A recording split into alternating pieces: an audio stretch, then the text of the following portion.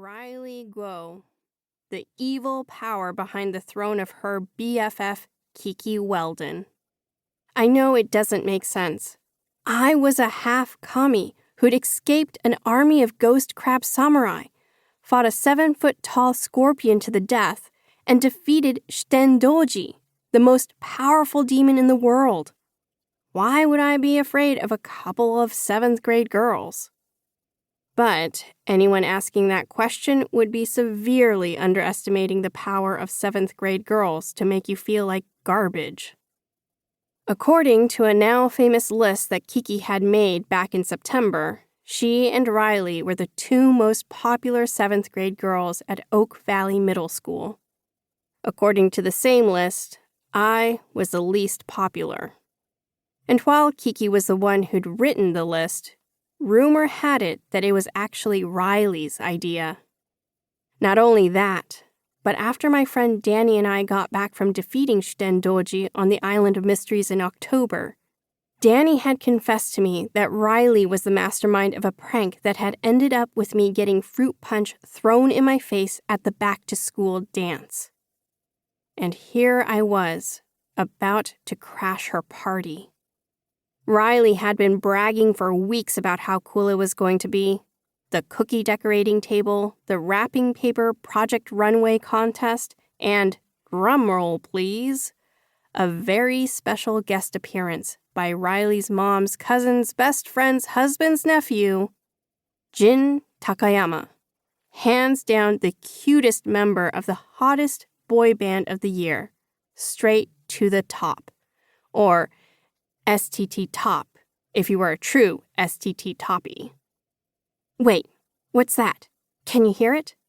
Oh yes, it's the combined voices of a million fangirls, boys, and everything in between and beyond shrieking, OMG, Jin Takayama! Ah! Was I one of them? No. Okay, maybe. Okay, fine. Yes. But I wasn't here for Jin Takayama. I was here for Danny. Danny and I had been best friends who drifted apart over the years, and after our defeat of Shitendoji, I thought I finally had my old friend back. And I did, for a while. But then he'd started eating lunch with his brobot buddies every now and then, and I was not going to eat with those monsters. And after Thanksgiving break, he'd sat with Ryleigh when she waved him over on the bus. And he'd done it again last Friday. And now he was at Ryleigh's party, and I needed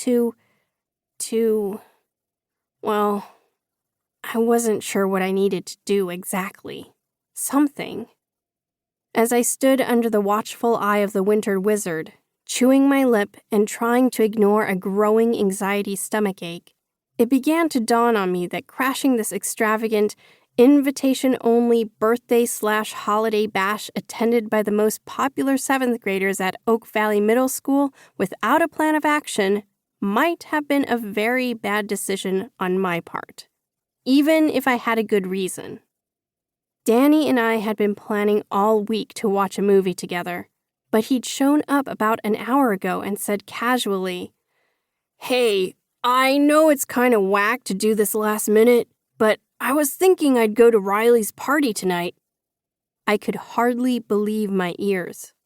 But you said, we planned. I know, I'm sorry. Really, but I was thinking, you and I hang out all the time, and this is, like, a special occasion, and... You mean we used to hang out all the time, I corrected him. For a few weeks after our return from the Island of Mysteries, usually at dusk, when people were less likely to see us, we'd gone searching for local yokai, practiced with our weapons, Danny with his magical bow and arrow, and me with kusanagi, the powerful sword given to me by my grandfather, Susanoo, god of the sea and storms, played with magic origami bunnies, and even ridden a magic origami crane over the valley a couple of times.